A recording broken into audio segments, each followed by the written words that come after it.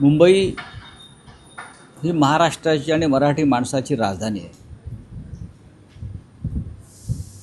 आणि महाराष्ट्राच्या कानाकोपऱ्यातला मराठी माणूस मानतो. आपल्या न्याय मागण्यासाठी मुंबईत आलेला आहे. मुंबईची कायदा आणि सुव्यवस्था राखणं हे न्यायालयाचं काम नाही. जर कोणी हे न्यायालयाचे हवाले देत असतील, हे सरकारचंच काम आहे, हे राज्याच्या गृहखात्याचं काम आहे आणि खास करून राज्याच्या मुख्यमंत्र्याचं काम आहे.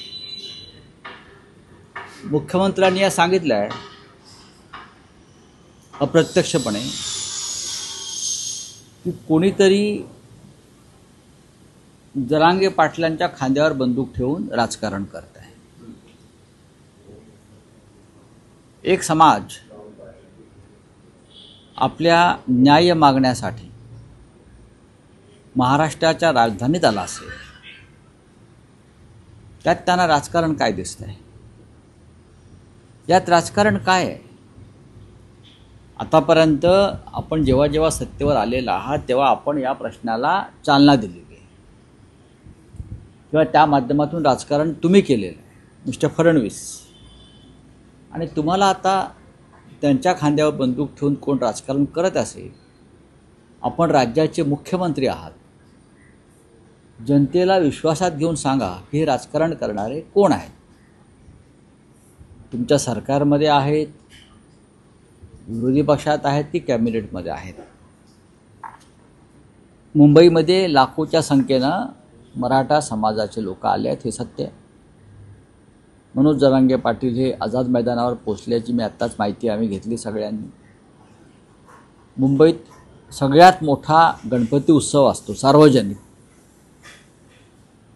मला विश्वास आहे की हे सगळे आमचे बांधव कोणत्याही प्रकारे गणेश उत्सवाला किंवा सार्वजनिक गणेश उत्सवांना डिस्टर्ब न करता त्यांचं आंदोलन करतील.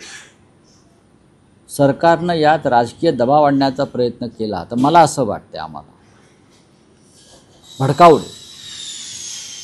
कारण मनोज जरांगे पाटील हा दबावाखाली येणारा माणूस आहे असं मला वाटत नाही आणि त्याने आमरण उपोषणाची धमकी दिलेली आहे सरकारला किंवा इशारा दिलेला.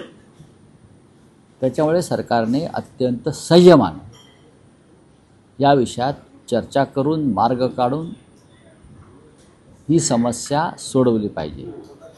मी त्याला समस्या न म्हणता असं म्हणेन की त्यांच्या मागण्यांवरती गांभीर्यानं विचार केला पाहिजे. मुंबईमध्ये इतक्या संख्येनं मराठी माणसं महाराष्ट्रातून येत आहेत, त्यांचं स्वागतसुद्धा आम्ही करतो. कारण मुंबईत मराठी माणसाचा आवाज अलीकडे क्षीण होत चाललेला आहे. मुंबई गिळण्याचा प्रयत्न सुरू आहे.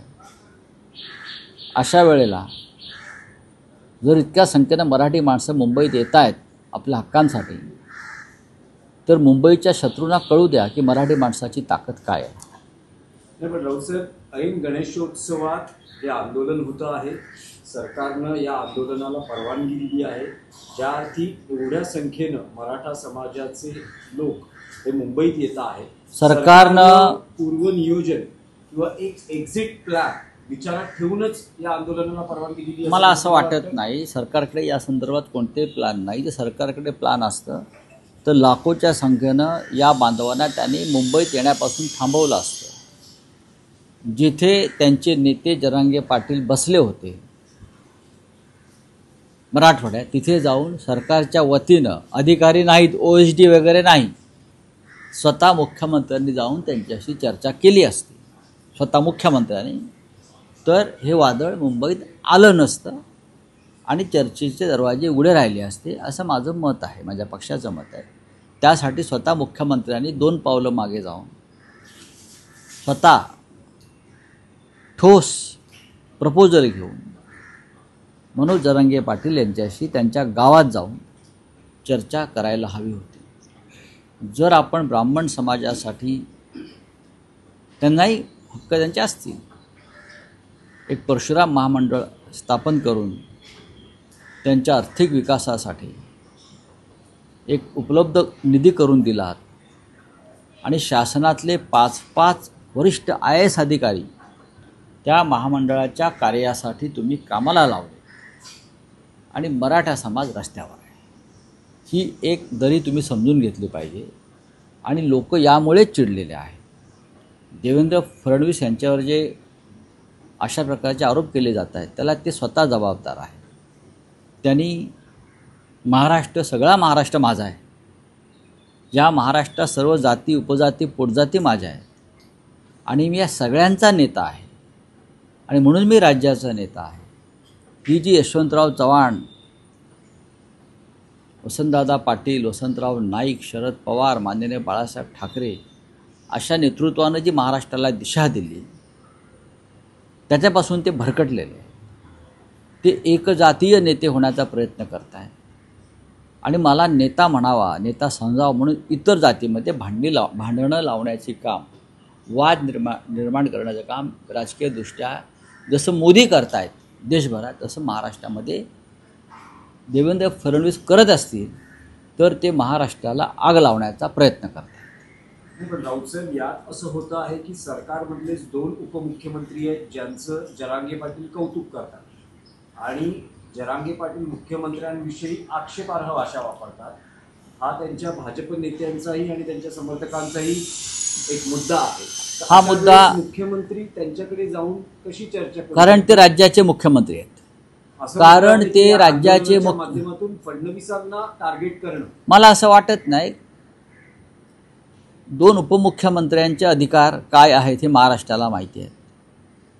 जो तो आपल्या जातीचं राजकारण करतोय, दोन्ही मुख्यमंत्री त्या संदर्भात सगळ्यात पुढे असतील. पण देवेंद्र फडणवीस हे राज्याचं नेतृत्व करत आहेत, ते राज्याचे प्रमुख आहेत, त्यांच्या हातामध्ये केंद्राची सत्ता आहे. अशा वेळेला समाज, जनता ही राज्याच्या मुख्यमंत्र्याकडे अपेक्षेने पाहत असते. कोण काय करत आहे, कोण गप्प बसलेत का, कोण गप्प बसून राजकारण करतं आहे का, या गोष्टी गौण आहेत. आपण राज्याचे मुख्यमंत्री आहात, त्याच्यामुळे लाखो लोक जर रस्त्यावरती उतरतात त्यांना तुम्ही बंदुकीचा धाक दाखवून किंवा तुमची चाणक्यगिरीचे खेळ करून त्यांना तुम्हाला अशा प्रकारे खेळवता येणार नाही. तुम्ही जायला पाहिजे, मनोज जरांगे पाटलांची भेट घेतली पाहिजे. तुमच्याविरुद्ध लोक घोषणा देतील. आतापर्यंतचे अनेक मुख्यमंत्री अशा प्रकारे या प्रसंगांना सामोरे गेलेले आहेत. कोणी उपोषणाला बसलेले आहेत, कोणी अजून काय गेलेलं आहे. सेनापती बापट जेव्हा उपोषणाला बसले होते तर राज्याचे तेव्हाचे मुख्यमंत्री हे त्यांच्या भेटीला गेले होते. इतरसुद्धा मुख्यमंत्री गेलेले आहेत. आतापर्यंत अण्णा हजारे उपोषणाला बसले तेव्हा आपण जात होतात ना, गेलात, अनेक ठिकाणी गेलेले आहात आपण.